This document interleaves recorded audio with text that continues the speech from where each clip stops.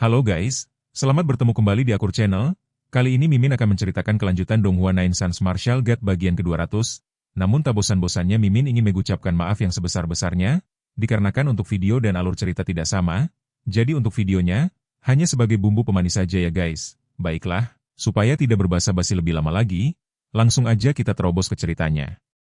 Pada episode sebelumnya, diceritakan Ye Yunfei memasuki istana penuh energi api yang mematikan, di mana panas ekstrim dan ular api hampir membakar dirinya dan adik perempuan Lu. Ia melindungi gadis itu hingga burung merah datang, menyerap api dan menyelamatkan mereka. Setelah kondisi stabil, Ye Yunfei menjarah harta istana dan menemukan api samadhi dalam kuali raksasa. Ia bertarung sengit melawan wujud api itu, berhasil menaklukkannya, namun membangkitkan makhluk kuat yang memaksa mereka melarikan diri. Setelah selamat, Ye Yunfei berpisah dengan Lu Lanting, memberinya harta besar. Ia lalu memperkuat diri dan kembali saat sekutunya diserang musuh besar. Di tengah pertempuran yang hampir kalah, kemunculannya membawa harapan dan kekuatan baru untuk membalikkan keadaan. Ketidakpercayaan yang mendalam menyelimuti benak jenderal pasukan ekspedisi saat sosok Ye Yunfei muncul di hadapannya dalam keadaan yang benar-benar utuh tanpa luka sedikit pun.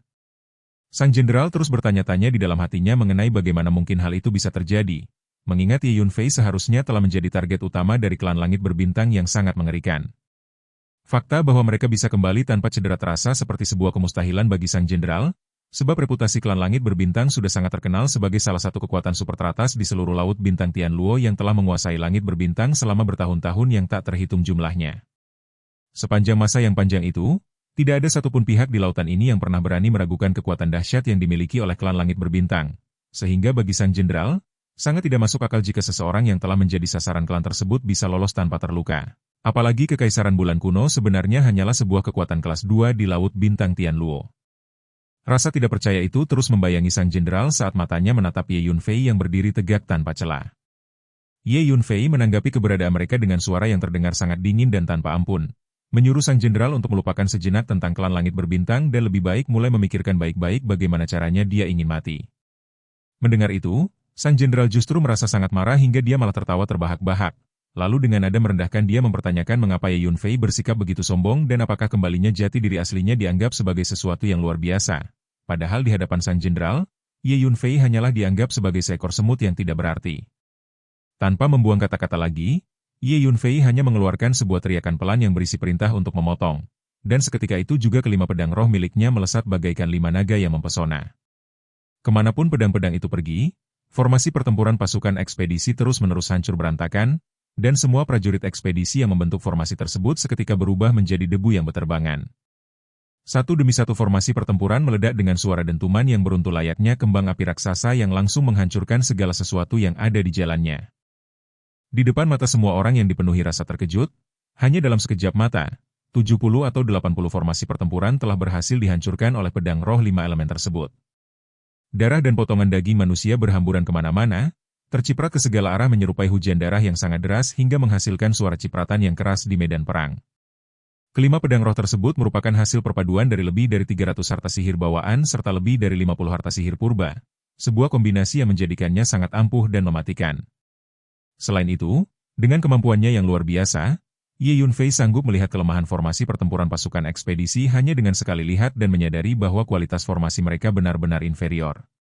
Dengan tenang, Ye Yunfei menyatakan bahwa masih terlalu dini untuk menentukan siapa sebenarnya yang layak disebut sebagai semut-semut itu, sembari menunjuk agar pedang roh 5 elemen terbang kembali ke sisinya. Pedang-pedang itu melepaskan semburan cahaya yang begitu terang hingga menerangi langit dan bumi, menciptakan pemandangan yang membuat Ye Yunfei tampak seolah-olah seorang dewa pedang yang baru saja turun ke bumi.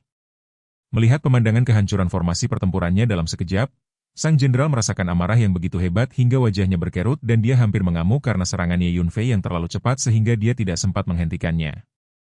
Dengan paksa dia menekan amarahnya, menatap tajam ke arah Ye Yunfei, dan menyatakan dengan penuh penekanan bahwa hari ini akan menjadi hari kematian bagi pemuda itu.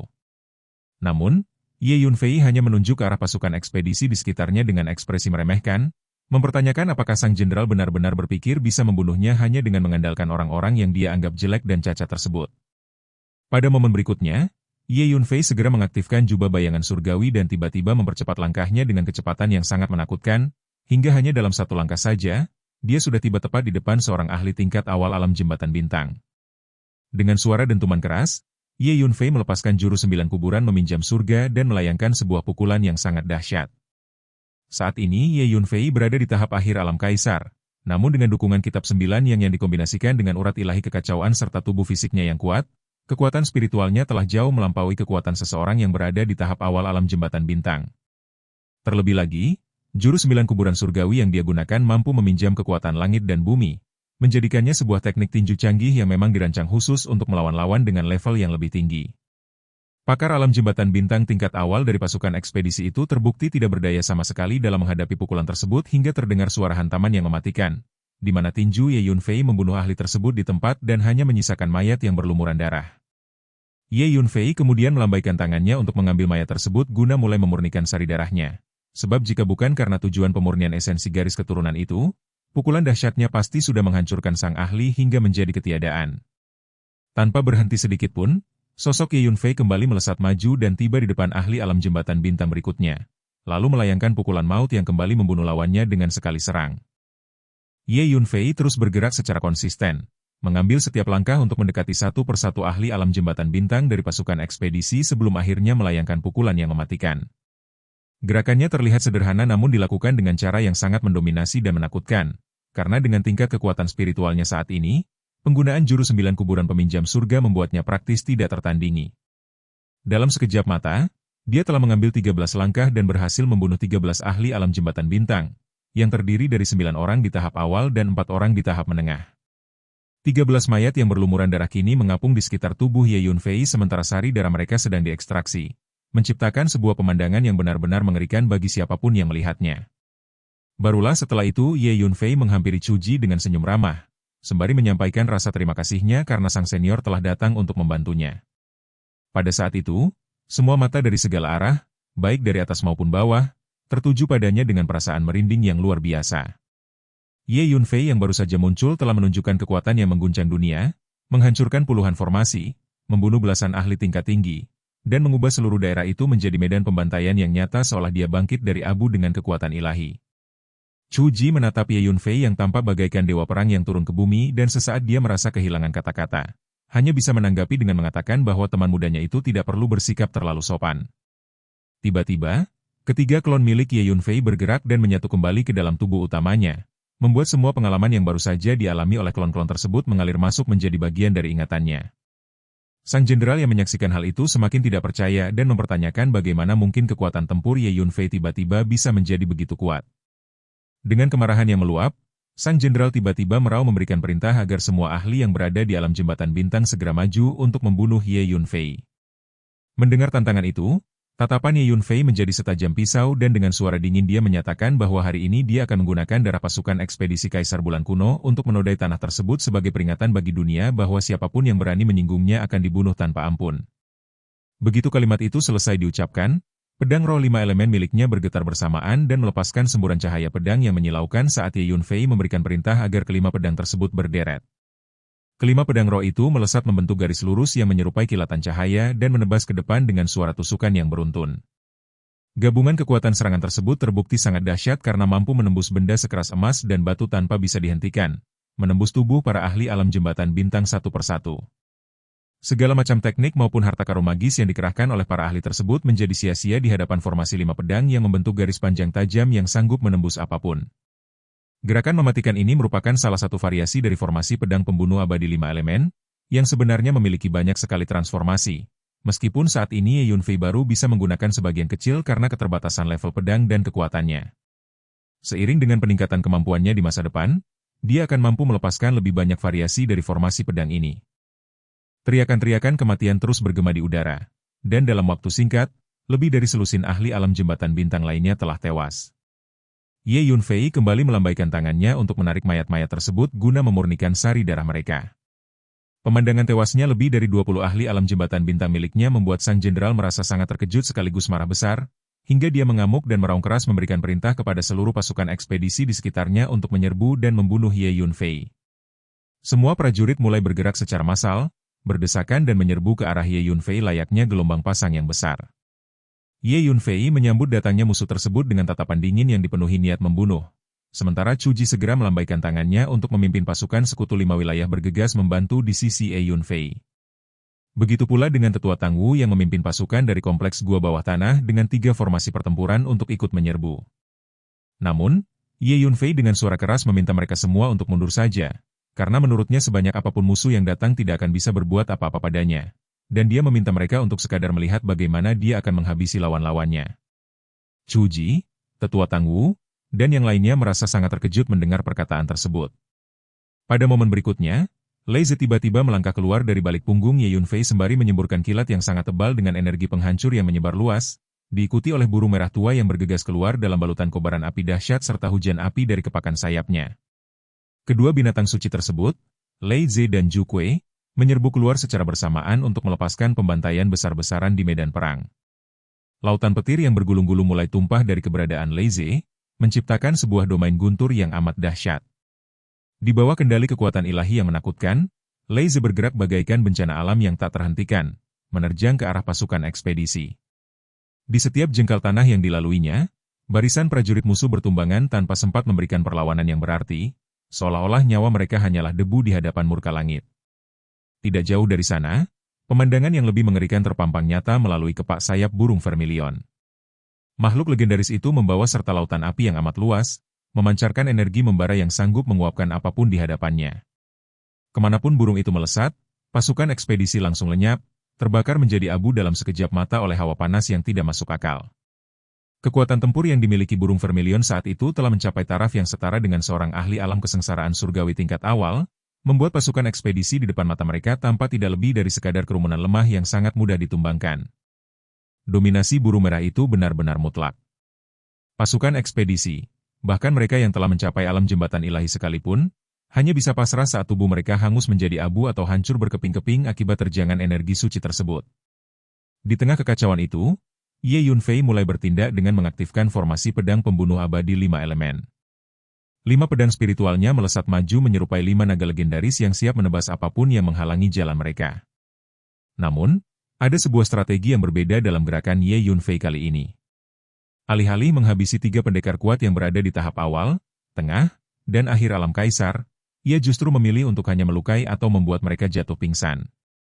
Niat di balik tindakan itu sangat jelas, Ye Yunfei berencana untuk menjadikan para petarung level alam kaisar tersebut sebagai budaknya yang setia. Dengan tingkat kultivasi yang terus merangkak naik, Ye Yunfei memiliki kepercayaan diri yang penuh bahwa saat ini ia sudah mampu menundukkan para pendekar bela diri di tahap akhir alam kaisar sekalipun. Pemandangan kehebatan bertarung Ye Yunfei yang begitu dominan membuat banyak pasang mata yang menyaksikannya merasa terkesima sekaligus ngeri. Di sisi lain, sang jenderal yang memimpin pasukan ekspedisi merasakan gejolak emosi yang sangat hebat. Ekspresi wajahnya berubah drastis, menyiratkan kemarahan yang bercampur dengan rasa takut yang mulai merayap di dalam dadanya saat menatap sosok Ye Yunfei.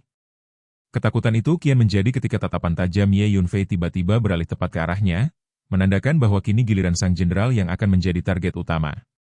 Tanpa membuang waktu, Ye Yunfei mengaktifkan kekuatan dari jubah bayangan surgawi dan menyerbu maju dengan kecepatan yang sulit diikuti oleh mata telanjang. Burung merah yang megah segera menyusul di belakangnya, mengepakkan kedua sayapnya yang menyala-nyala untuk memberikan dukungan penuh. Gemuruh hebat pun terdengar saat burung merah tua membuka paruhnya, menyemburkan lautan api yang luas untuk menyapu keberadaan Jenderal Agung tersebut. Meskipun dalam keadaan terdesak, sang jenderal mencoba mempertahankan sisa harga dirinya. Dengan gigi yang bergemeretak dan raungan penuh amarah, ia mengeluarkan sebuah senjata rahasia. Sebuah pedang panjang berwarna hitam dengan bentuk yang sangat aneh tiba-tiba muncul di tangannya. Dengan satu gerakan kuat, ia menebas udara, menciptakan bilah cahaya setengah lingkaran berwarna hitam pekat yang melesat layaknya bulan sabit hitam menuju Ye Yunfei. Sang jenderal tidak berhenti di situ. Ia melepaskan 10 tebasan beruntun dengan kecepatan tinggi. Setiap tebasan memancarkan gelombang cahaya hitam yang menembus langit, menyebabkan ruang di sekitarnya bergetar hebat seolah-olah realitas itu sendiri tidak mampu menahan beban kekuatan tersebut. Jenderal ini memang bukan lawan yang sembarangan.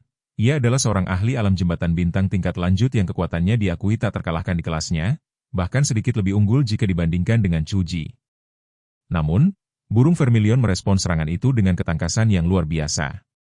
Makhluk api itu mempercepat gerakannya, melesat mendahului Ye Yunfei dan menggunakan cakar tajamnya yang membesar untuk menghancurkan setiap tebasan cahaya hitam tersebut berulang kali.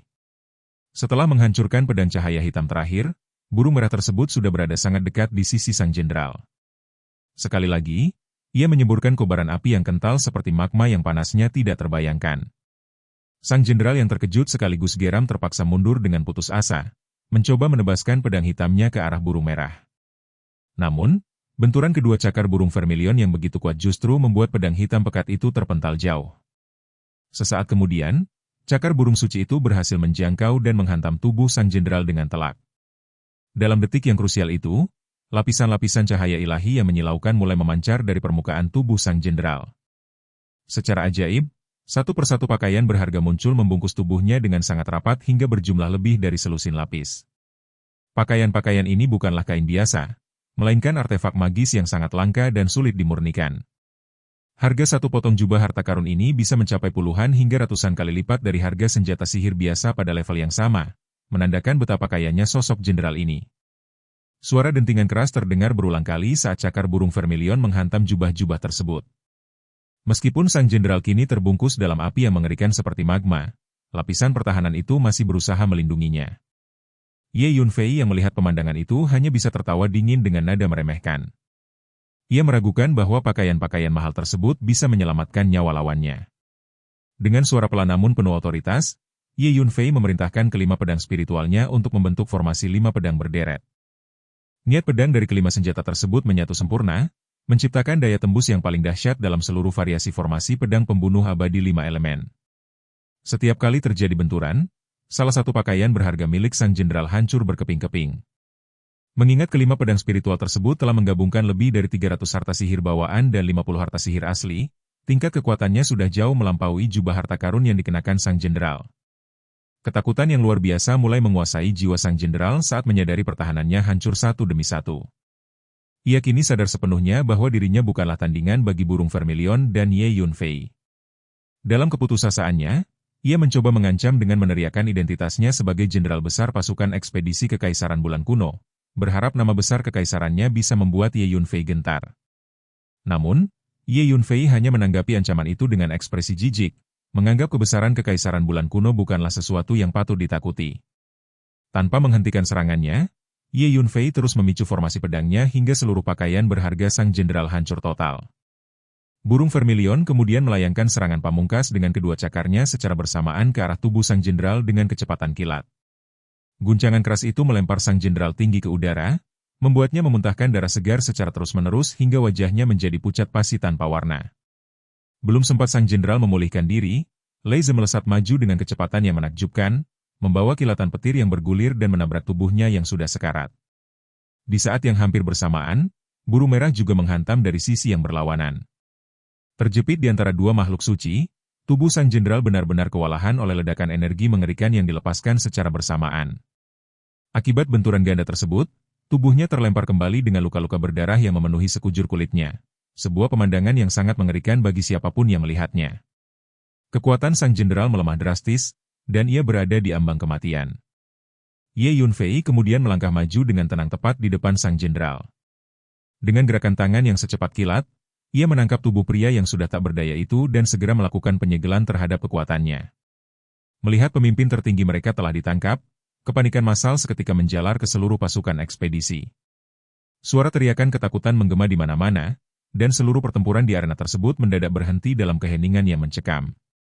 Semua orang seakan terpaku, menatap tidak percaya ke arah Ye Yunfei yang sedang memegang sang jenderal yang kini tampak menyedihkan, kotor, dan berlumuran darah. Jenderal Agung yang selama ini dikenal sebagai pemimpin yang paling kuat dan bengis, yang telah menaklukkan banyak kota dan membuat berbagai wilayah bintang gemetar ketakutan, kini tidak lebih dari seekor anak ayam yang ringkih di tangan Ye Yunfei. Perintah kematian kemudian keluar dengan nada lembut dari mulut Ye Yunfei, memicu Lei Ze dan Burung Merah untuk kembali menyerbu ke arah pasukan ekspedisi yang tersisa. Kehilangan pemimpin dan melihat kekuatan yang begitu menghancurkan membuat semangat juang pasukan ekspedisi hancur berkeping-keping. Mereka tidak lagi berpikir untuk melawan. Satu-satunya pikiran di kepala mereka hanyalah melarikan diri secepat mungkin dari tempat terkutuk itu. Kekalahan pasukan ekspedisi ini disambut dengan sorak-sorai gembira yang luar biasa dari para prajurit pasukan Sekutu 5 Wilayah. Harapan untuk membangun kembali rumah mereka yang hancur kini membara kembali di dalam hati masing-masing. Mereka menyadari bahwa kekuatan utama dari pasukan ekspedisi Kekaisaran Bulan Kuno yang selama ini membawa teror, kematian, dan kehancuran di 5 wilayah bintang telah ditaklukkan sepenuhnya oleh satu orang saja, yaitu Ye Yunfei. Momen ini menjadi titik balik yang sangat krusial bagi sejarah wilayah bintang tersebut. Chu Ji, yang juga merasa sangat bersemangat melihat musuh bebuyutannya jatuh, segera mengeluarkan raungan perintah untuk melakukan pengejaran terakhir.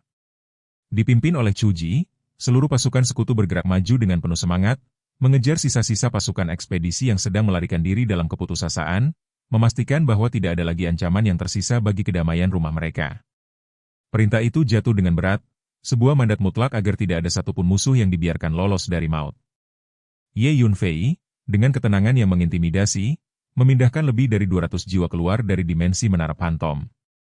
Mereka bukanlah orang biasa, melainkan para penyintas yang pernah merasakan dinginnya jeruji penjara Kelanpang sebelum tangan Ye Yunfei menarik mereka dari ambang keputusasaan. Kini, mereka berdiri sebagai bayang-bayang setia yang hanya mengenal satu nama sebagai pemimpin mereka. Jawaban mereka menggema serempak, sebuah janji kesetiaan yang menggetarkan udara di sekitar tempat pertempuran itu. Hong Bai, dengan wibawa yang tak tertandingi, melambaikan tangannya di udara, memberi isyarat agar seluruh pasukan mulai bergerak maju. Di tengah kerumunan itu, keberadaan Hong Bai dan Wu Hua menjadi jangkar kekuatan.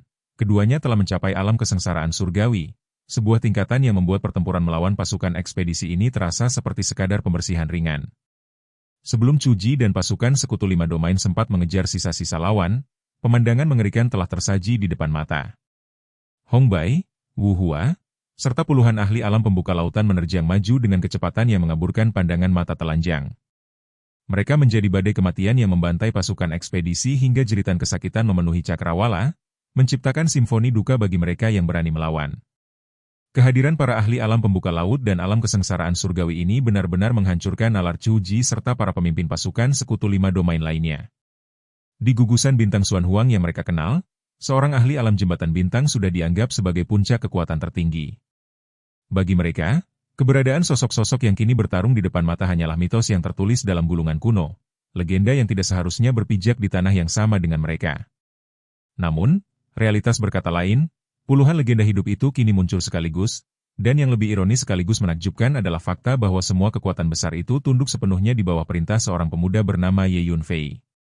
Hanya dalam sekejap mata yang singkat, pasukan ekspedisi Kekaisaran Bulan Kuno telah hancur lebur tanpa sisa yang berarti. Hong Bai dan Wu Hua kembali ke sisi Ye Yunfei, membawa serta beberapa ratus prajurit ekspedisi yang memiliki kekuatan setara alam kaisar. Dengan sekali gerakan tangan, Ye Yunfei memindahkan para tawanan kuat tersebut ke dalam menara ilusi, mengamankan mereka dalam dimensi yang terisolasi. Chuji mendekat dengan langkah penuh kehati-hatian, sebuah rasa hormat yang bercampur dengan ketakutan murni terpancar dari wajahnya saat ia mencoba menanyakan identitas para senior luar biasa tersebut. Meskipun Hong Bai dan kawan-kawannya bersikap sangat patuh pada Ye Yunfei, Chuji merasa tidak memiliki hak untuk bersikap setara. Baginya, mereka adalah entitas gunung suci yang membangkitkan kekaguman luar biasa. Suara Hong Bai menggelegar penuh kebanggaan saat ia menyatakan di hadapan semua orang bahwa mereka semua hanyalah bawahan dari Tuan Muda Ye. Pernyataan itu seperti petir di siang bolong bagi Chuji dan anggota aliansi 5 wilayah lainnya. Pikiran mereka seakan membeku, mencoba mencerna bagaimana mungkin seorang pemuda bisa memegang kendali atas begitu banyak ahli tingkat tinggi. Di tengah keterpanaan itu, Ye Yunfei mengingatkan Chuji untuk segera memanfaatkan momentum kemenangan ini guna memusnahkan sisa-sisa pasukan ekspedisi Kekaisaran Bulan Kuno di tempat lain. Semangat Chuji yang sempat meredup pun kembali berkobar dengan hebat setelah Ye Yunfei memerintahkan Hong Bai dan Wu Hua untuk ikut mendampinginya berangkat menuju pertempuran selanjutnya. Dengan penuh hormat, Chuji menyambut kedua ahli besar tersebut untuk berangkat bersama. Sementara itu, para pejabat tinggi dari pasukan sekutu 5 domain lainnya hanya bisa terpaku diam.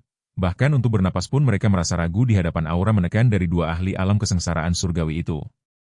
Tak lama setelah prosesi besar itu berangkat, langit tiba-tiba berubah menjadi gelap saat gumpalan energi iblis yang sangat luas bergulung masuk dari arah cakrawala. Ketiga Raja Iblis telah tiba, membawa serta pasukan besar iblis kuno yang memancarkan hawa purba yang mencekam. Mereka mendarat dengan tertib di hadapan Ye Yunfei, menundukkan kepala dengan penuh hormat sembari menyatakan kehadiran mereka yang segera memenuhi panggilan pesan yang dikirimkan sebelumnya. Raja Iblis Bulan bertanya dengan nada penuh kekhawatiran apakah kedatangan mereka terlambat untuk memberikan bantuan. Namun, Ye Yunfei hanya melambaikan tangannya dengan santai, mengisyaratkan bahwa semuanya terkendali. Ia menyadari bahwa meskipun kekuatan ras iblis kuno ini besar, kehadiran mereka saat ini tidak akan mengubah banyak hal dari hasil yang sudah ia capai. Di tengah suasana itu, Tetua Tangwu melangkah mendekat dengan gurat keletihan namun penuh rasa hormat. Ia melaporkan bahwa seluruh gua bawah tanah di tempat itu telah hancur total akibat pertempuran sengit yang baru saja berlangsung. Tanah yang tadinya merupakan tempat persembunyian kini berubah menjadi hamparan kawah yang berantakan, membuat tempat itu tidak lagi layak untuk dihuni oleh siapapun. Saat Ye Yunfei sedang merenungkan langkah selanjutnya, sekelompok orang lain muncul di kejauhan, dipimpin oleh Dekan Sima dari Akademi Jalan Surgawi. Di belakangnya tampak Meng Qianzheng, Tetua Wu, Tetua Qiu, Tetua Lu, serta para pejabat tinggi akademi lainnya. Ye Yunfei menanyakan perihal kedatangan sang dekan, yang kemudian menjelaskan bahwa sejak wilayah hutan belantara utara diduduki oleh pasukan ekspedisi, ia telah memimpin orang-orang akademi untuk berlindung di bawah sayap Chuji. Berita mengenai kepungan terhadap klon dan orang kepercayaan Ye Yunfei di hutan belantara utara menjadi pemicu bagi Dekan Sima untuk segera menggerakkan seluruh kekuatan yang tersisa dari Akademi Dao Surgawi menuju lokasi tersebut, meskipun mereka sebenarnya bukan termasuk pasukan elit utama dalam aliansi. Ye Yunfei mengangguk mengerti dan menyampaikan rasa terima kasihnya. Dekan Sima, yang terpana melihat lautan darah dan tumpukan mayat yang menutupi pegunungan serta ladang di sekitarnya, bertanya dengan ragu apakah semua ini telah berakhir. Dengan senyum tipis, Ye Yunfei mengonfirmasi bahwa pasukan ekspedisi Kekaisaran Bulan Kuno akan benar-benar musnah hari ini. Ia bahkan menyarankan agar pihak akademi segera bersiap untuk kembali ke Gurun Utara guna membangun kembali institusi mereka yang sempat runtuh.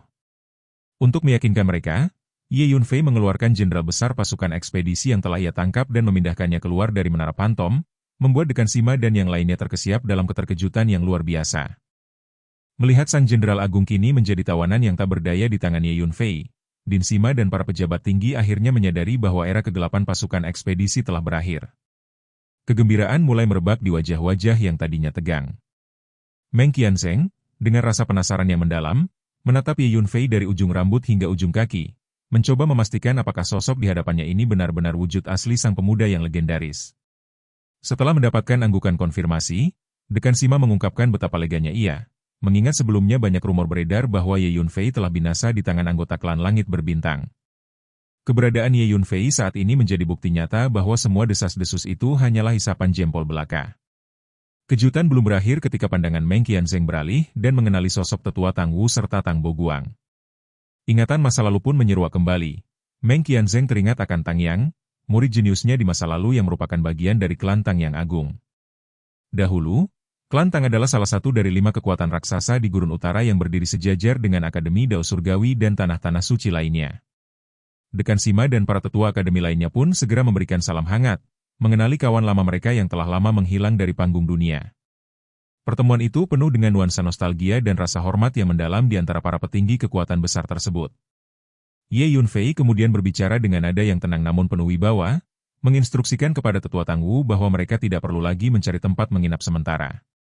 Ia menyatakan bahwa saatnya bagi rakyat Tang untuk bangkit dari abu kehancuran dan secara resmi membangun kembali kejayaan klan mereka. Sebuah janji dideklarasikan dengan tegas. Mulai saat ini, siapapun di wilayah hutan belantara utara hingga gugusan bintang terjauh yang berani menindas klan Tang akan menghadapi kehancuran mutlak. Mendengar jaminan tersebut, tetua Tang Wu dan Tang Boguang merasakan haru yang luar biasa merayap di dada mereka. Keinginan terbesar yang selama ini mereka simpan di dalam hati akhirnya menemukan jalan terang untuk terwujud.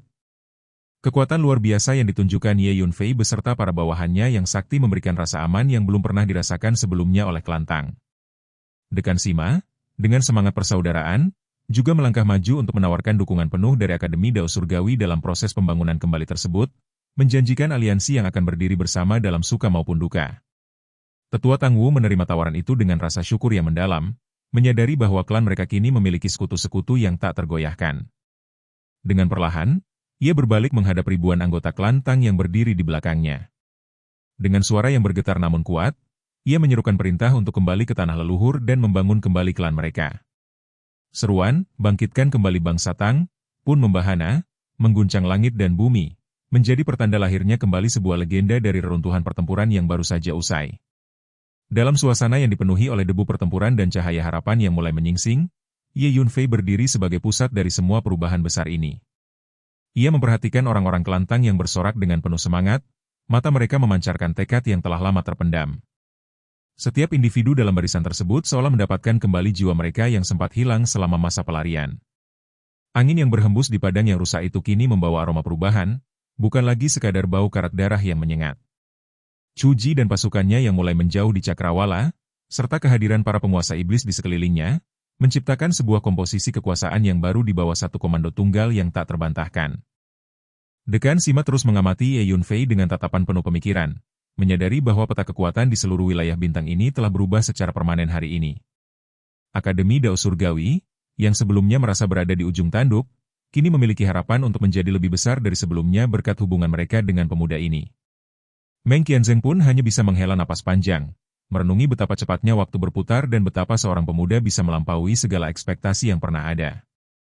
Langit di atas hutan belantara utara yang sebelumnya kelam oleh invasi, kini perlahan mulai menampakkan warna biru yang jernih, seolah alam pun turut merayakan berakhirnya tirani kekaisaran bulan kuno dan dimulainya babak baru yang dipenuhi oleh kekuatan-kekuatan legendaris yang bangkit kembali dari tidurnya yang panjang. Setiap kata yang diucapkan Ye Yunfei bukan lagi sekadar perintah, melainkan sebuah hukum yang mengikat realitas di tempat itu. Penangkapan jenderal besar musuh bukan hanya kemenangan taktis, melainkan sebuah pernyataan simbolis bahwa tidak ada musuh yang terlalu besar bagi mereka. Tetua Tang Wu, dengan air mata yang hampir jatuh, menatap langit sembari membayangkan leluhur klan Tang yang kini pasti tersenyum melihat keturunan mereka kembali ke rumah dengan kepala tegak. Semangat yang membara itu kini menjadi bahan bakar utama bagi ribuan orang tersebut untuk melangkah menuju masa depan yang cerah, mengakhiri masa-masa kelam mereka di gua bawah tanah yang lembab dan sempit, serta memulai pembangunan megah di atas tanah yang selama ini mereka rindukan dalam doa dan air mata mereka. Kini, wilayah itu tidak lagi dikenal sebagai ladang pembantaian, melainkan sebagai tempat di mana sebuah bangsa yang hampir punah menemukan kembali harga dirinya. Ye Yunfei tetap berdiri tenang, matanya menatap jauh ke depan seolah sudah melihat tantangan lain yang menunggu di balik cakrawala. Namun untuk saat ini, ia membiarkan mereka menikmati kemenangan yang mereka perjuangkan dengan darah dan air mata ini. Segala ketegangan yang sebelumnya menyelimuti hati setiap prajurit dan ahli bela diri di sana perlahan memudar, digantikan oleh rasa solidaritas yang kuat di antara berbagai faksi yang kini bersatu di bawah bayang-bayang Ye Yunfei. Sebuah era baru telah benar-benar dimulai, dan dunia akan segera mengetahui bahwa nama Ye Yunfei adalah nama yang akan selalu diingat dalam sejarah setiap peradaban yang ia sentuh. Semua pengikutnya, mulai dari manusia biasa hingga Raja Iblis, merasakan koneksi yang tak terputus dengan tekad sang tuan muda. Mereka bukan lagi kumpulan orang yang hancur, melainkan mesin perang dan pembangunan yang siap mengukir sejarah baru. Langkah kaki ribuan orang kelantang yang mulai bergerak secara teratur menuju lokasi lama mereka menciptakan irama yang penuh harapan, sebuah suara yang menandakan bahwa kehidupan akan selalu menemukan jalan untuk tumbuh kembali, bahkan di atas tanah yang telah dihancurkan oleh ribuan kawah pertempuran. Persatuan antara akademi, klan kuno, dan ras iblis di bawah satu naungan Ye Yunfei menciptakan kestabilan baru yang akan melindungi wilayah hutan belantara utara dari ancaman luar manapun untuk waktu yang sangat lama di masa depan yang akan datang. Langkah kaki di atas tanah Tianzhou terasa begitu nyata bagi Ye Yunfei saat ia berdiri berhadapan dengan penguasa bumi tebal, sang pemimpin sekte Houtu. Di bawah langit yang luas, sebuah saran tulus terlontar dari benak Ye Yunfei, mengusulkan agar sekte Houtu segera mencari pegunungan atau sungai-sungai masyhur yang diberkahi dengan energi bumi yang melimpah di wilayah Tianzhou untuk dijadikan pondasi markas baru mereka. Harapan Ye Yunfei sangat jelas, ia ingin melihat sekte Houtu tumbuh dan melebarkan sayapnya di tanah Tianzhou yang subur, sehingga di masa depan mereka tak perlu lagi merasa terikat untuk kembali ke Muzhou. Saran itu disambut dengan penuh keyakinan oleh penguasa bumi tebal, yang dengan satu anggukan mantap mengakui bahwa Tianzhou memang memiliki kualitas dan potensi yang jauh melampaui Muzhou, sebuah awal baru yang menjanjikan bagi sekte tersebut. Pandangan Ye Yunfei kemudian beralih kepada Dekan Sima, sosok otoritas tertinggi di Akademi Dao Surgawi yang berdiri tak jauh dari sana. Dalam benaknya, sebuah rencana telah tersusun rapi untuk mengirimkan beberapa orang yang datang bersamanya dari benua Tianxuan agar bisa menetap sementara di dalam lingkungan Akademi Dao Surgawi yang suci. Setelah menyelesaikan pengaturan strategis untuk pertemuan antara klan Tang dan sekte Houtu, Ye Yunfei membulatkan tekadnya untuk membawa rombongannya masuk ke dalam pelukan Akademi Tiandao. Respon yang diberikan oleh Dekan Sima begitu cepat dan tanpa keraguan sedikit pun, menyatakan kesediaannya secara langsung untuk menerima rombongan tersebut. Keputusan pun diambil dalam keheningan yang penuh rasa hormat, di mana Ye Yunfei menyatakan niatnya untuk segera kembali ke Akademi Dao Surgawi bersama sang dekan pada saat itu juga, sebuah gagasan yang disetujui oleh Dekan Sima dengan sebuah anggukan kecil yang menandakan kesiapan. Namun sebelum kakinya melangkah lebih jauh, Ye Yunfei tidak melupakan tanggung jawab terhadap rekan-rekan seperjuangannya yang lain. Ia menoleh ke arah Tetua Tang Wu, memberikan instruksi agar sang tetua segera memimpin pasukannya kembali ke lokasi lama klan mereka demi membangun kembali kejayaan klan Tang yang sempat memudar. Tetua Tang Wu menyanggupi perintah itu dengan semangat yang berkobar, namun ia menyelipkan sebuah harapan yang dalam agar Ye Yunfei sudi berkunjung begitu markas klan Tang telah berdiri tegak kembali. Sebuah anggukan pasti dari Ye Yunfei menjadi janji yang menenangkan hati sang tetua. Tidak hanya itu, Ye Yunfei juga menugaskan seorang pria tua bernama Zhang Yi, seorang ahli yang memiliki kekuatan luar biasa di tingkat akhir alam pembukaan laut, untuk mendampingi tetua Tangwu dan memberikan bantuan teknis serta perlindungan selama proses pembangunan kembali klan tersebut. Zhang Yi menerima tugas itu dengan kepatuhan yang tulus, menyatakan pemahamannya terhadap perintah Ye Yunfei dengan sebuah anggukan tenang. Kabar ini menjadi sebuah kejutan yang sangat membahagiakan bagi tetua Tangwu, yang seketika merasakan gelombang kegembiraan luar biasa di dalam dadanya. Baginya, kehadiran seorang ahli alam pembuka laut yang mengawasi pembangunan secara langsung adalah jaminan bahwa proses kebangkitan klan Tang akan berjalan tanpa hambatan berarti. Meskipun ucapan terima kasih yang tulus mengalir dari mulut sang tetua, Zhang Yi hanya menanggapinya dengan senyum ramah, menjelaskan bahwa segala tindakannya hanyalah bentuk kepatuhan terhadap instruksi Tuan Muda Ye. Dengan hati yang dipenuhi optimisme, tetua Tangwu dan Zhang Yi beserta seluruh anggota klan Tang melangkah pergi menuju tanah leluhur mereka.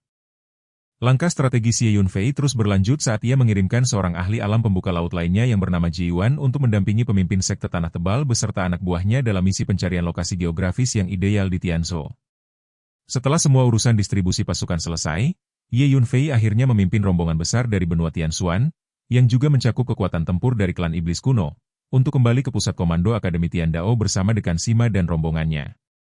Perjalanan yang melelahkan setelah seharian penuh aktivitas itu akhirnya berakhir saat mereka tiba di hadapan gerbang akademi. Namun, pemandangan yang menyambut mereka sangat memilukan hati. Markas besar akademi yang dahulu megah kini hancur total, menyisakan bangunan-bangunan yang runtuh, dinding yang roboh, serta puing-puing yang berserakan sejauh mata memandang. Rasa marah dan sedih yang mendalam menyelimuti setiap anggota Akademi Tiandao yang melihat kehancuran tempat tinggal mereka. Di tengah suasana yang menyesakan itu, suara Dekan Sima menggema dengan penuh kewibawaan, mencoba membangkitkan moral yang runtuh dengan menyatakan bahwa meski fisik bangunan telah tiada, nyawa para personel akademi masih terjaga, dan selama mereka masih hidup, segala sesuatu masih bisa diperbaiki dan dinegosiasikan. Kata-kata penyemangat itu seperti percikan api yang menyulut kembali semangat para murid dan pengajar Akademi Dao Surgawi. Tanpa menunda waktu, instruksi untuk segera memulai pembangunan kembali markas pun dikumandangkan oleh sang dekan, memicu kesibukan kolektif di mana semua orang bahu-membahu menyingkirkan puing. Dalam proses ini, Wu Heishan dan rombongan dari benua Tianxuan secara resmi diterima sebagai bagian dari keluarga besar Akademi Tiandao, sementara 3 Raja Iblis yang memimpin ras iblis kuno juga tidak mau tinggal diam dan turut menyingsingkan lengan baju untuk membantu. Di tengah hiruk-pikuk pembangunan tersebut, Ye Yunfei mencari keheningan di sebuah tempat terpencil untuk memasuki menara hantu miliknya.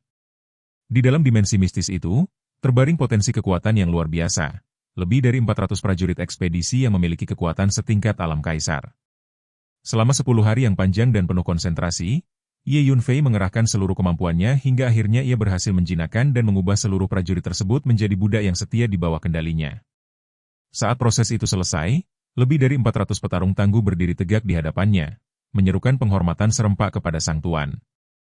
Kini, total kekuatan budak alam kerajaan yang dimiliki Ye Yunfei telah melampaui angka 500, sebuah legiun yang sangat menakutkan bagi lawan manapun. Untuk semakin memperkuat pasukan ini, Ye Yunfei memurnikan sejumlah besar pil vitalitas pelebur darah yang berharga dan membagikannya kepada para budak tersebut. Ia kemudian mengatur mereka ke dalam 5 kelompok besar, masing-masing terdiri dari 100 orang, untuk mempelajari dan melatih formasi 8 naga surgawi yang legendaris. Di antara pasukan ini, Ye Yunfei menyadari adanya individu-individu yang sudah berada di ambang batas kekuatan mereka. Ia pun merencanakan untuk membantu para budak alam kaisar tingkat lanjut tersebut agar bisa menembus batas menuju alam jembatan bintang di masa depan. Namun, menyadari bahwa ia tidak selalu membutuhkan seluruh pasukan ini untuk misi pribadinya, Ye Yunfei memutuskan untuk menyerahkan tanggung jawab pengawasan sebagian besar budak tersebut kepada Dekan Sima, agar mereka dapat memperkuat pertahanan Akademi Dao Surgawi. Ye Yunfei hanya memilih sekitar selusin budak terkuat dan tercerdas untuk tetap berada di sisinya guna membantu tugas-tugas kecil, sementara sisanya dipercayakan kepada dekan. Dekan Sima sendiri tidak dapat menyembunyikan keterkejutannya saat melihat barisan ahli alam kaisar yang begitu banyak berdiri di hadapannya. Mengingat bahwa dirinya sendiri, Meng Qianzheng, dan para tetua akademi lainnya hanya berada di tahap awal alam kaisar, kehadiran 500 ahli tambahan ini merupakan sebuah lonjakan kekuatan yang tak terbayangkan. Ye Yunfei memberikan perintah tegas kepada para budaknya agar mematuhi setiap instruksi Dekan Sima seolah-olah itu adalah perintahnya sendiri, yang dijawab dengan kesetiaan mutlak oleh pasukan tersebut. Hal ini membuat Dekan Sima merasa sangat rendah hati dan bahkan sedikit kebingungan, karena ia sadar bahwa masing-masing individu di hadapannya memiliki kekuatan yang mungkin melampaui dirinya sendiri. Selanjutnya, Ye Yunfei berpaling kepada ketiga Raja Iblis dari klan Iblis kuno, memerintahkan mereka untuk membawa pasukan kembali ke alam Iblis kuno yang merupakan lingkungan paling ideal bagi pertumbuhan mereka, sambil berjanji akan mengirim utusan jika dibutuhkan di kemudian hari. Ketiga Raja Iblis menerima perintah itu dengan hormat dan segera memimpin pasukan mereka menjauh dari akademi. Di dalam benak Ye Yunfei, terselip sebuah pemikiran hangat tentang ayahnya. Ia memutuskan bahwa sang ayah lebih baik tinggal bersamanya untuk sementara waktu, karena Ye Yunfei berencana melibatkan ayahnya dalam misi penyelamatan ibu dan saudara perempuannya yang sangat ia cintai. Dalam momen evaluasi, Ye Yunfei memanggil Wu Heishan, Du Guhuan, dan rekan lainnya untuk memeriksa kemajuan kultivasi mereka. Ia merasa sangat puas, terutama saat melihat bakat Du Guhuan yang luar biasa. Jurus 1000 pedangnya kini sudah mampu melepaskan lebih dari 500 serangan, sebuah pencapaian yang membuat kekuatan setiap tebasannya berlipat ganda hingga tingkat yang sulit dinalar. Ye Yunfei memperkirakan bahwa Du Guhuan kini sanggup menandingi ahli di tahap awal alam kaisar, sebuah fakta yang cukup mengejutkan bagi sang pemuda Ye sendiri. Selain itu, Wu Heishan, Wen Zi, dan Yuan Dayong juga menunjukkan peningkatan yang solid hingga mencapai taraf alam pembentukan ilahi. Sementara Long Yinging dengan garis keturunan klan Zhan yang terbangun mulai mengejar ketertinggalannya. Namun, kejutan terbesar datang dari Ye Sui, yang kekuatan spiritualnya secara ajaib telah menembus ke tahap awal alam Yuan Hun. Rasa khawatir sempat melintas di hati Ye Yunfei mengenai stabilitas fondasi spiritual saudarinya itu. Namun setelah pemeriksaan teliti, ia mendapati bahwa energi Ye Sui justru jauh lebih padat dan kokoh dibandingkan praktisi biasa. Sambil tersenyum lega, Ye Yunfei mengakui bakat luar biasa Ye Sui yang selama ini tersembunyi. Ye Sui menatap Ye Yunfei dengan pandangan yang penuh makna. Teringat kembali pada masa-masa sulit di kota bulan bundar saat Ye Yunfei dihina karena meridiannya tertutup, sebuah kontras yang tajam dengan pencapaian puncaknya saat ini. Ye Sui terdiam sejenak dalam keheningan yang penuh haru, merenungkan betapa takdir telah berputar begitu jauh. Setelah memastikan bahwa semua rekan dari benua Tianxuan telah membuat kemajuan pesat, Ye Yunfei memberikan instruksi terakhir agar mereka semua mulai mengidentifikasi diri sebagai anggota resmi Akademi Dao Surgawi dan menyembunyikan asal-usul mereka demi keamanan. Ia menyadari sepenuhnya bahwa musuh-musuh di masa depan, seperti etnis Pang dan Miao, memiliki kekuatan yang jauh lebih berbahaya, sehingga kerahasiaan identitas menjadi sangat krusial agar orang-orang terdekatnya tidak terseret dalam konflik yang mematikan. Selama 3 hari berikutnya, Ye Yunfei menghabiskan waktunya membantu proses rekonstruksi hingga markas besar Akademi Tiandao kembali berdiri dengan kokoh. Kabar baik terus mengalir saat Hong Bai dan Wu Hua kembali untuk melaporkan bahwa seluruh pasukan ekspedisi Kekaisaran Bulan Kuno di wilayah sekitar telah berhasil dimusnahkan oleh pasukan sekutu di bawah pimpinan Chu Ji. Ye Yunfei menerima laporan itu dengan kepuasan yang tenang. Tak lama berselang, Tetua Tang Wu dan penguasa bumi tebal kembali datang menemuinya. Tetua Tang Wu dengan penuh rasa bangga mengabarkan bahwa klan mereka telah mulai terbentuk kembali di Tanah Lama dan mengundang Ye Yunfei untuk melihat hasilnya. Sementara penguasa bumi tebal melaporkan bahwa markas sementara sekte Houtu telah didirikan di lokasi yang sangat ideal. Ye Yunfei memutuskan untuk mengunjungi kedua tempat tersebut dan mengajak Dekan Sima beserta para petinggi akademi lainnya untuk ikut serta. Dalam iring-iringan besar yang penuh wibawa, Ye Yunfei melangkah maju sebagai pusat dari segalanya, memimpin aliansi yang kuat menuju masa depan yang baru. Kesungguhan dalam setiap langkah pembangunan kembali ini bukan sekadar membangun dinding dan atap, melainkan membangun kembali harapan yang sempat terkubur. Setiap debu yang disingkirkan dan setiap batu yang disusun kembali menjadi saksi bisu betapa kuatnya ikatan yang telah terjalin di bawah arahan Ye Yunfei. Angin Tianzhou yang bertiup sepoi seolah membawa pesan bahwa era kegelapan telah berlalu, dan fajar baru bagi Akademi Dao Surgawi, Klan Tang, serta sekte Houtu kini telah menyingsing dengan sangat cerah, di bawah perlindungan sang pemuda yang kini menjadi tumpuan bagi banyak nyawa. Kota Tang terbentang di bawah cakrawala sebagai sebuah wilayah yang sangat luas dan agung, menyimpan sisa-sisa kemegahan masa lalu yang tak terbantahkan. Dahulu kala, tempat ini merupakan jantung berdenyut bagi pemerintahan dinasti Tang, sebuah pusat peradaban yang tak tertandingi keindahannya. Namun, sejarah kelam pernah menyelimuti tanah ini ketika klan Tang musnah dalam satu malam yang tragis, meninggalkan kota tersebut dalam kesunyian yang panjang dan ditinggalkan oleh dunia. Namun kini, angin perubahan mulai berembus kembali seiring dengan kepulangan orang-orang Tang ke tanah leluhur mereka. Hanya dalam rentang waktu beberapa hari yang singkat, pemandangan kota Tang telah mengalami transformasi total, bangkit dari debu kelumpuhan menjadi pusat aktivitas yang kembali hidup. Di atas ketinggian kota Tang, Ye Yunfei berdiri tegak sambil mengedarkan pandangannya ke seluruh penjuru cakrawala. Dengan ada suara yang penuh wibawa namun tenang, ia menyampaikan kepada Tetua Tang Wu perihal pembangunan 10 formasi pertahanan kota yang sangat kuat sebagai hadiah istimewa atas keberhasilan pembangunan kembali klan tersebut. Mendengar pengumuman berharga itu, gelombang kegembiraan yang luar biasa seketika menyelimuti hati Tetua Tang Wu dan Tang Boguang. Ungkapan terima kasih yang tulus pun mengalir dari mereka kepada sang tuan muda yang telah memberikan perlindungan tak ternilai tersebut. Mereka menyadari sepenuhnya betapa dahsyatnya kekuatan formasi yang telah dirancang oleh tangan dingin Ye Yunfei. Bahkan bagi para ahli yang telah mencapai alam jembatan bintang sekalipun, menembus susunan pertahanan yang pernah dibuat Ye Yunfei di kompleks gua bawah tanah adalah sebuah kemustahilan yang nyata. Oleh karena itu, kehadiran 10 formasi pertahanan baru di kota Tang yang memiliki aspek ofensif dan defensif sekaligus, menjanjikan kekuatan yang benar-benar masif untuk menjaga kedaulatan klan. Setelah memastikan seluruh urusan formasi tersebut selesai dengan sempurna, Ye Yunfei segera memimpin rombongan untuk bergerak meninggalkan kompleks klan Tang. Tujuan mereka berikutnya adalah markas baru Sekte Houtu yang kini terletak dengan megah di area pegunungan yang sangat strategis. Sambil melakukan pemeriksaan mendalam, Ye Yunfei memberikan penilaian positif berupa anggukan kepuasan terhadap kekayaan energi bumi yang mengalir deras di bawah tanah wilayah tersebut. Ia kemudian melakukan gerakan tangan yang anggun namun penuh kekuatan, memanggil 5 naga tanah untuk meluncur keluar. Naga-naga tersebut mengaung dengan suara yang menggetarkan udara sebelum akhirnya menggali jauh ke dalam perut bumi di bawah barisan pegunungan untuk menetap di sana sebagai penjaga energi sekte. Bagi Ye Yunfei yang telah mencapai level kekuatan saat ini, keberadaan 5 naga bumi tersebut memang sudah tidak terlalu memberikan manfaat langsung baginya, sehingga menempatkan mereka di sana adalah keputusan yang bijaksana.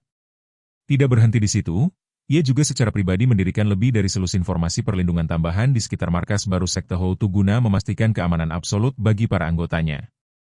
Sesaat setelah seluruh rangkaian penyusunan formasi tersebut rampung, sebuah pesan telepati yang samar namun jelas datang dari lengan raksasa yang berada di dalam menara pantom. Lengan itu bertanya dengan nada yang menunjukkan kelelahan mengenai penyelesaian pekerjaan Ye Yunfei dan kapan waktu yang tepat untuk kembali ke jurang petir, karena ia sangat membutuhkan pemulihan bagi kondisinya saat ini. Ye Yunfei menanggapi pesan tersebut dengan kepastian bahwa seluruh tugasnya telah selesai dan ia siap mengantarkan sang lengan kembali ke tempat asalnya. Namun sebelum beranjak sepenuhnya, Ye Yunfei mendatangi Dekan Sima untuk menyampaikan instruksi strategis. Ia meminta agar dari 500 ahli alam kerajaan yang telah ia tempatkan di akademi, 100 orang diantaranya dikirim untuk menjaga keamanan kota Tang secara bergilir, sementara 100 orang lainnya bertugas mengawal markas Sekte Houtu. Lebih lanjut, ia juga menginformasikan bahwa dirinya telah mengarahkan Dan Jun untuk mendirikan aula pil di dalam lingkungan Akademi Dao Surgawi, sehingga di masa depan, faksi manapun yang membutuhkan pasokan pil dapat langsung memintanya melalui Dan Jun. Seluruh rekan-rekannya dari benua Tianxuan, termasuk sang ahli alkimia Dan Jun, telah ia tempatkan dengan aman di bawah perlindungan Akademi Tian Dao. Dekan Sima menyatakan pemahamannya dengan sebuah anggukan mantap. Di tengah percakapan tersebut, Tetua Tangwu melontarkan sebuah pertanyaan yang penuh rasa ingin tahu mengenai rencana pendirian Istana Qingyun, sebuah pasukan gabungan yang sebelumnya sempat didiskusikan oleh Ye Yunfei bersama Tang Wuchang dan pemimpin Sekte Houtu. Ye Yunfei terdiam sejenak, wajahnya menyiratkan beban pikiran yang mendalam sebelum akhirnya menghela napas panjang dan menjelaskan bahwa saat ini bukanlah waktu yang tepat untuk mewujudkan rencana besar tersebut. Baginya, ada misi yang jauh lebih mendesak dan sangat personal, yakni menyelamatkan ibu dan saudara perempuannya dari bahaya yang mengancam. Setelah mengucapkan salam perpisahan yang singkat namun hangat kepada semua orang, Ye Yunfei pun melangkah pergi meninggalkan gurun utara dengan penuh kerahasiaan. Kini, baik klan Tang maupun Sekte Houtu telah berdiri dengan pondasi pengaruh yang sangat kokoh di wilayah hutan belantara utara. Ye Yunfei memiliki keyakinan penuh bahwa dengan reputasi besar yang telah ia bangun, tidak akan ada satu kekuatan pun di wilayah bintang Xuan Huang atau wilayah bintang sekitarnya yang berani mencari masalah dengannya secara gegabah. Di sisi lain, Tetua Tangwu yang terus memandangi punggung Ye Yunfei yang perlahan menghilang di kejauhan sempat bergumam mengenai kegelisahan yang nampak pada diri sang tuan muda, seolah-olah ada rahasia besar yang sengaja disembunyikan. Dekan Sima menanggapi hal tersebut dengan pandangan realistis, menyatakan bahwa kekuatan Ye Yunfei sudah terlalu jauh melampaui mereka semua, sehingga sekalipun mereka mengetahui masalahnya, kecil kemungkinan bagi mereka untuk dapat memberikan bantuan yang berarti. Tetua Tangwu hanya bisa menghela napas setuju atas kenyataan pahit tersebut. 2 hari berselang, Ye Yunfei akhirnya tiba kembali di jurang petir yang penuh dengan sambaran halilintar. Begitu sampai, lengan raksasa itu segera keluar dari menara pantom, mengekspresikan rasa nyaman yang luar biasa saat tubuhnya bermandikan lautan kilat yang terus bergulung-gulung. Ye Yunfei juga memindahkan peti mati batu serta 5 naga petir, menempatkan mereka secara strategis pada posisi zen di tengah-tengah lautan energi tersebut. Tanpa membuang waktu, lengan raksasa itu langsung masuk ke dalam peti mati untuk memulai proses istirahatnya yang panjang. Kondisi fisiknya benar-benar telah mencapai titik nadir akibat kekurangan nutrisi energi petir yang menjadi sumber kekuatannya selama ini. Ye Yunfei memandang peti mati tersebut sambil berjanji akan meracik berbagai pil pemulihan serta membangun formasi pengumpul vitalitas di sekitar lautan petir ini untuk mempercepat proses penyembuhannya, meskipun pada akhirnya kecepatan pemulihan tersebut akan bergantung pada keberuntungan semata. Setelah janji tersebut diucapkan, Ye Yunfei segera memulai aksinya dengan mendirikan formasi-formasi skala besar yang berfungsi menarik esensi murni dari langit berbintang di sekeliling mereka. Ia juga melepaskan Lei Ze untuk ikut berkultivasi di tengah badai energi tersebut, menyerap setiap tetes esensi petir yang tersedia. Ye Yunfei kemudian melangkah masuk ke dalam peti mati, menuju ruang di dalam menara ilusi untuk mengambil kuali alkimia andalannya. Namun, secara tiba-tiba, sebuah cahaya keemasan melintas dengan cepat dan muncullah ulat sutra naga bertanduk emas yang menyatakan keinginannya agar dibuatkan pil energi juga, karena garis keturunannya menunjukkan tanda-tanda akan bangkit kembali dalam waktu dekat. Kabar tersebut membuat Ye Yunfei terkejut sekaligus sangat gembira, dan ia pun menyetujui permintaan tersebut dengan senang hati. Dengan penuh konsentrasi, Ye Yunfei menjentikan pergelangan tangannya untuk mengeluarkan seekor burung merah menyala dari telapak tangannya, sebuah manifestasi dari api samadhi, yang langsung melesat masuk ke dalam kuali. Suhu di sekitar kuali seketika melonjak drastis, menciptakan gelombang panas yang memutar udara. Beratus-ratus cincin spasial ia keluarkan, menumpahkan berbagai macam tanaman obat dan ramuan langka yang menggunung di hadapannya sebelum ia benar-benar tenggelam dalam proses pemurnian pil yang rumit. Sementara itu, di sebuah sudut galaksi yang sangat jauh, di sebuah bintang yang dipenuhi dengan energi spiritual yang melimpah dan pegunungan yang menjulang tinggi, terdapat sebuah ruang yang diselimuti keremangan. Di sana, seorang wanita parubaya yang masih memancarkan aura kecantikan sedang duduk bersila, sementara seorang gadis kecil berusia sekitar 10 tahun tertidur lelap di pangkuannya.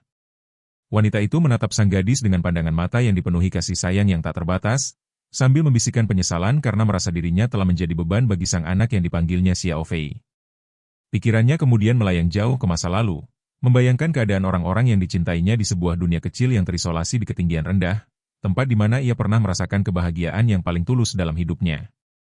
Harapan untuk bisa membawa Xiao Fei kembali ke benua Tianxuan dan menjalani kehidupan yang damai sebagai satu keluarga utuh terucap lirih dari bibirnya.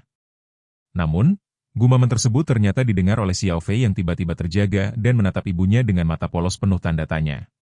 Wanita itu segera mencoba menutupi kegalauannya dengan senyuman hangat, meski Xiao Fei dengan ketajaman instingnya bertanya apakah sang ibu sedang merindukan ayah dan adik laki-lakinya. Sebelum pertanyaan itu sempat terjawab, suasana damai tersebut hancur seketika oleh kemunculan beberapa sosok pria secara tiba-tiba di hadapan mereka. Wanita itu langsung memasang tatapan tajam yang penuh dengan kemarahan, memanggil nama Pang Xingyu dan menyatakan dengan tegas bahwa pria itu sama sekali tidak disambut di tempat tersebut. Pernyataan itu memicu reaksi keras dari seorang pria lanjut usia berbaju hitam yang berdiri di samping Pang Xingyu, yang berteriak dengan penuh otoritas agar wanita tersebut menjaga bicaranya di hadapan tuan muda kedua dari klan Pang. Ketegangan pun memuncak, menyisakan misteri tentang nasib ibu dan anak tersebut di tengah kepungan orang-orang dari klan yang nampaknya memiliki kekuasaan besar. Lelaki tua berbaju hitam itu melangkah maju dengan penuh wibawa. Setiap derap langkahnya memancarkan aura tekanan yang begitu kuat hingga memenuhi seisi ruangan. Melihat bahaya yang mengancam di depan mata, seorang wanita parubaya segera bereaksi dengan rasa terkejut yang luar biasa. Dengan sigap ia merengkuh dan menggendong Xiao Fei dalam pelukannya, berusaha menjadi perisai bagi anak tersebut. Namun, perlindungan itu tidak bertahan lama karena pada momen berikutnya, sebuah benturan keras memecah keheningan. Tubuh wanita parubaya itu terlempar jauh akibat serangan pria tua tersebut, melayang di udara hingga lebih dari 10 meter sebelum akhirnya terbanting keras ke atas tanah. Rasa sakit yang hebat membuatnya terbatuk hingga memuntahkan darah segar yang membasahi lantai. Di tengah kekacauan itu, seorang pria yang dikenal sebagai Pang Xingyu hanya mengamati dengan sorot mata yang tenang dan dingin, lalu bersuara tanpa emosi agar kekerasan tersebut dihentikan saja. Mendengar instruksi itu, pria tua berbaju hitam hanya mendengus kasar, menyatakan bahwa seandainya bukan karena belas kasihan dari tuan muda kedua, ia sudah pasti akan menghabisi wanita yang ia sebut sebagai jalang tak tahu malu itu dengan satu tamparan maut. Tatapan pria tua itu tetap garang, memancarkan niat membunuh yang pekat dari balik matanya. Pang Xingyu kemudian mengalihkan perhatiannya, menatap lurus ke arah wanita parubaya itu sembari menyebut nama Miao Ziqiong dan menyatakan betapa lamanya waktu yang telah berlalu sejak pertemuan terakhir mereka. Xiao Fei yang menyaksikan ibunya terluka merasa sangat ketakutan sekaligus geram. Dengan suara penuh amarah dan isak tangis, ia mempertanyakan alasan mengapa mereka tega memukul ibunya. Namun, Miao Ziqiong yang masih berusaha mengumpulkan kekuatannya segera bangkit berdiri dan menyeka darah dari sudut mulutnya, berusaha menenangkan anaknya dengan berbohong bahwa ia baik-baik saja.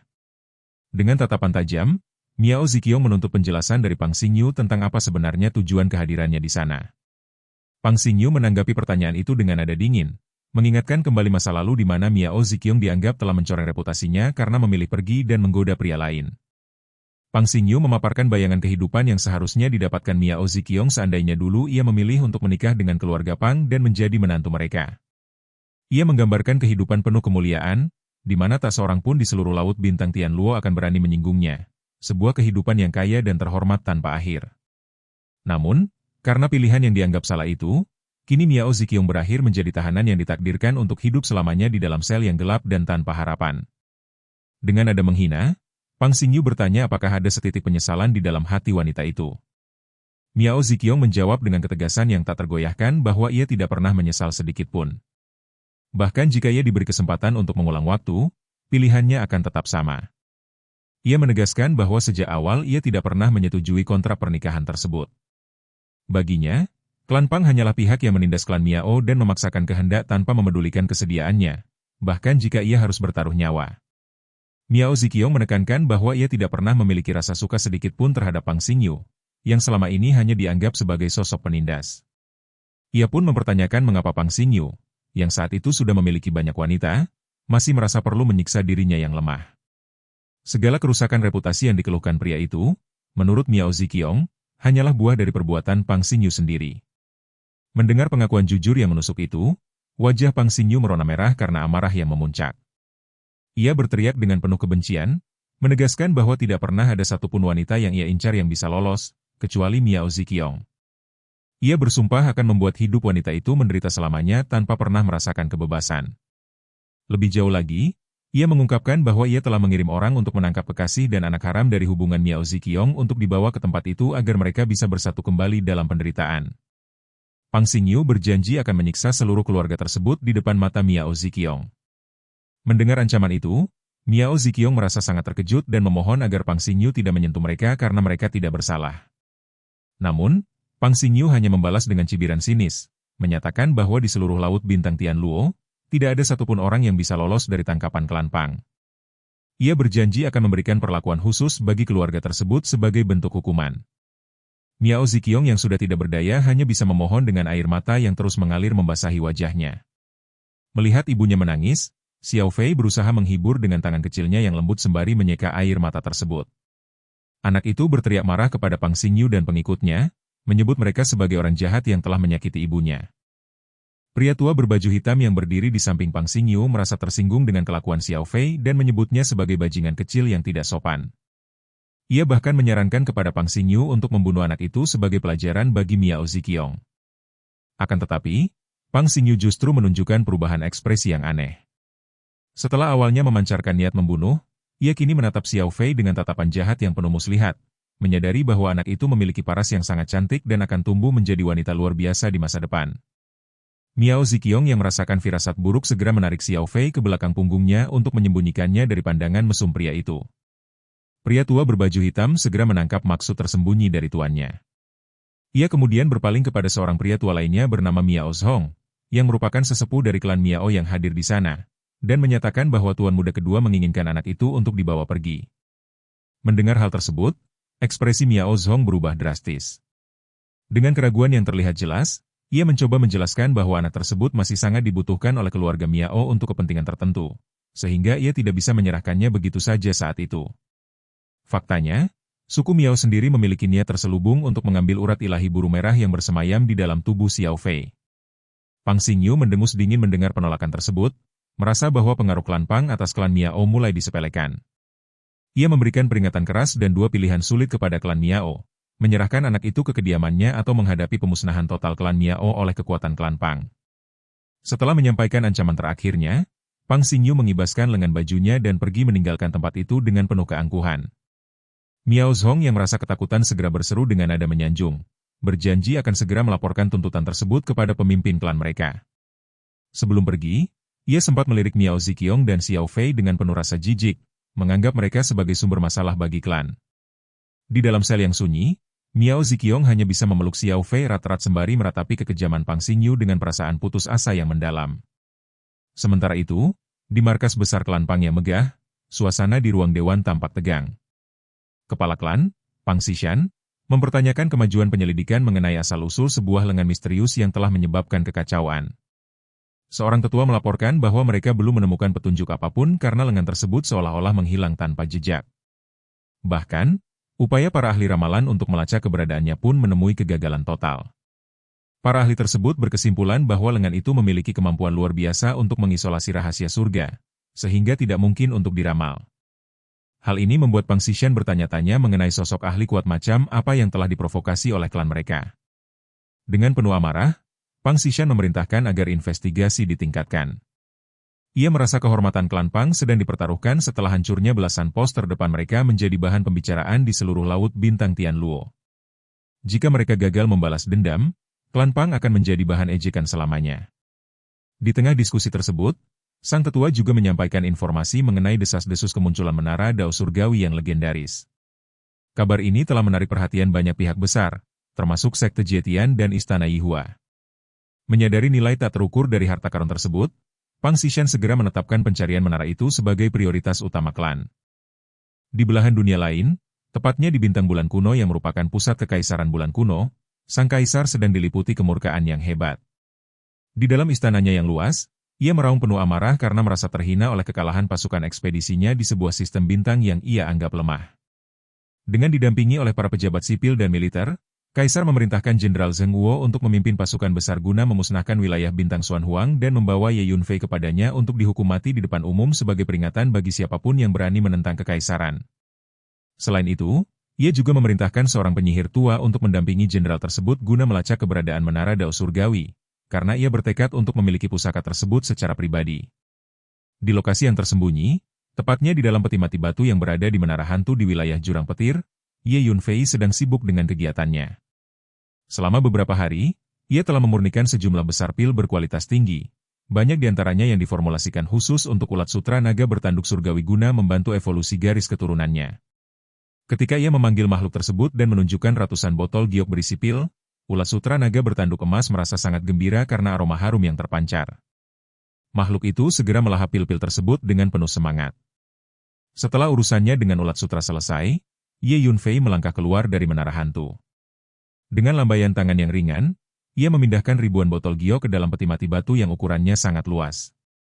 Meskipun sudah ada lengan raksasa di dalamnya, ruang yang tersisa masih sangat mencukupi. Lengan raksasa itu, yang memiliki kemampuan sensorik luar biasa, segera mengenali kualitas pil-pil tersebut dan berseru gembira.